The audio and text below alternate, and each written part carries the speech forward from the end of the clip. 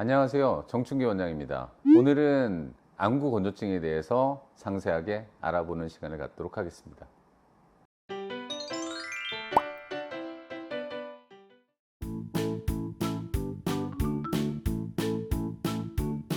IPL 레이저도 눈물막을 개선하는 데 효과가 있는 걸로 검증이 돼 있어요. 제가 임상경험을 보면은 이 IPL 레이저는 효과가 있는 분도 있고 없는 분도 있어요. 효과가 있는 분들은 진짜 효과 많아요. 이 원리 자체가 눈 주변에 혈액순환 비슷하게 해서 되게 따뜻한 기운을 많이 넣어주거든요. 쉽게 얘기하면은 우리가 IPL 치료를 하게 되면은 어떻게 제가 설명하냐면 이렇게 따뜻한 찜질 하잖아요. 그게 건조증 치료에 도움이 되거든요. IPL을 하면은 한 찜질 한 200번 한 효과? 요거를 5분 동안의 치료로 효과를 보시면 될 것 같아요. 절대적인 건 아니다. IPL도 보조적인 거다. 다양한 치료 방식이 도입됐는데 이제는 피부과에서 사용했던 것을 안과에서도 적극적으로 사용하고 있는 시대다라고 생각하시면 됩니다. 그것만 맹신하시면 안 됩니다.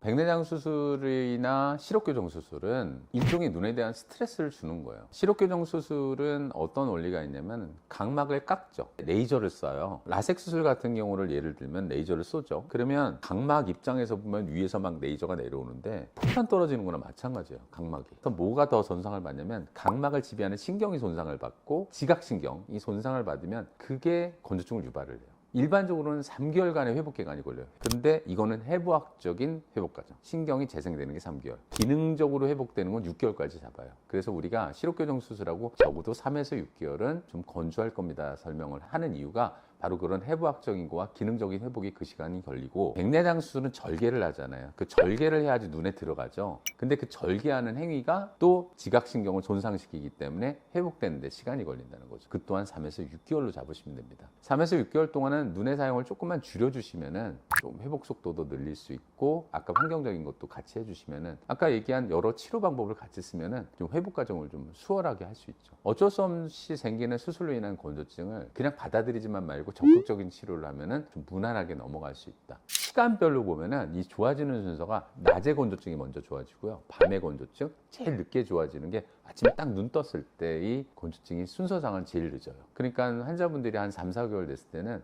낮에는 괜찮아요. 눈물약 사용이 줄었어요. 그런데 아직도 아침에 눈 뜰 때는 약간 좀 흐리고 뻑뻑하고 기분 나쁜 눈뜸이 있어요 라는 표현들을 하시거든요. 그거는 조금 이따 좋아지니까 너무 걱정 안 하셔도 될 것 같아요.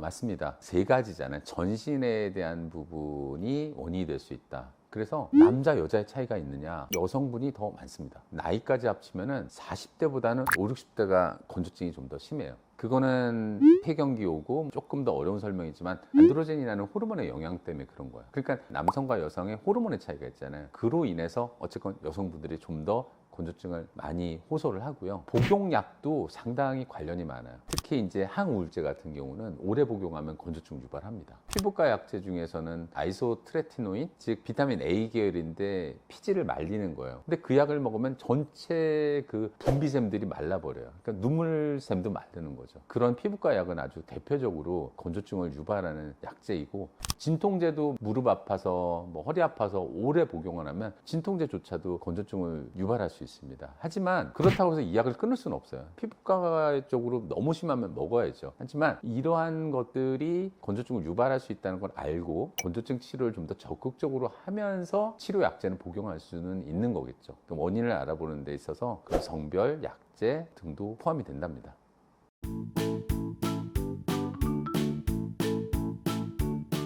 내가 전신적으로 어떻게 행동해야 되느냐, 환경적으로 어떻게 개선해야 되느냐를 따져보면 돼요. 환경적인 것부터 얘기를 하면은 눈 사용을 줄이세요. 되게 어려운 얘기죠. 환자분들한테는 매일 핸드폰을 보니까, 그리고 자기 전에 특히 보니까. 근데 자기 전에 보는 핸드폰이 더 치명적인 게 밤에 새벽에 눈물 분비는 줄어요. 그러니까 눈물막이 되게 약한 상태에서 많이 보면은 눈이 더 피곤해지는 거죠. 그리고 중간에 쉬면서 보세요. 1시간을 봐도 좋아요. 2시간을 봐도 좋은데 한 10분 보고 10초만 이렇게 쉬세요. 그러면 훨씬 나아요. 그리고 아까 설명드렸듯이 에어컨이나 히터 같은 게 바로 오지 않게 하세요. 에어컨을 등지고 앉으세요. 그러면 다이렉트로 안 오잖아요. 포인트는 내가 눈이 잘 마를 환경에서 좀 피하자, 그리고 눈 사용을 줄이자가 해당이 되는 거고, 그리고 하나 또 추가로 설명드리고 싶은 것은 20 룰이라는 게 있거든요. 20 룰. 20분 보면 20초를 쉰다. 근데 20피트를 본다. 20피트가 미터로 환산하면 6m거든요. 멀리 보는 거를 20분에 한 번쯤은 해준다. 근데 그거 계산해 보면 1시간에 1분밖에 안 돼요. 근데 우리는 그거조차도 안 하고 있다는 것을 한 번쯤은 좀 생각해 보면 좋을 것 같아요. 먹는 거 특별히 치료제 없어요. 다만 골고루 드시면 되고, 비타민 A나 오메가3가 부족하면은 건조증이 심해질 수 있다라는 이론이 있어요. 적당히 한두 알 정도 드시면 됩니다. 식생활 잘하고 잘 움직이고 그러면은 건조증에 대해서는 내가 할 일을 하는 거야.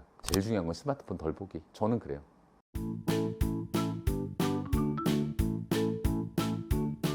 재밌는 논문이 하나 있는데요. 오래 앉아서 일하는 사람들이 건조증이 훨씬 심하다라는 논문이 있어요. 근데 이 논문의 맹점이 움직이면은 건조증에 도움된다라는 거예요. 두 번째 이론 중에 하나가 혈액순환이거든요. 헬스장에 가서 열심히 운동하는 사람이, 스트레칭도 하고 하는 사람이 건조증이 덜할 수밖에 없죠. 근데 이 논문은 앉아있는 사람, 많이 움직이는 사람, 요것만 가지고 한 거거든요. 근데 많이 움직이면은 움직일 동안에 스마트폰 덜 보니까 그런 팩터도 들어가지 않았나 하는 생각을 합니다. 어쨌건 확실한 건 있어요. 많이 움직이면 좋아요. 나가서 산책도 하고 스트레칭하고 하는 것은 아주 적극적으로 추천합니다. 운동 많이 하십시오. 건조증에도 도움이 됩니다. 오늘은 여러분들이 많이 겪고 있기도 하고 많은 관심이 있는 안구건조증에 대해서 알아봤습니다. 일상생활에서 제가 드린 정보가 많은 도움이 되셨길 바라고요. 감사합니다.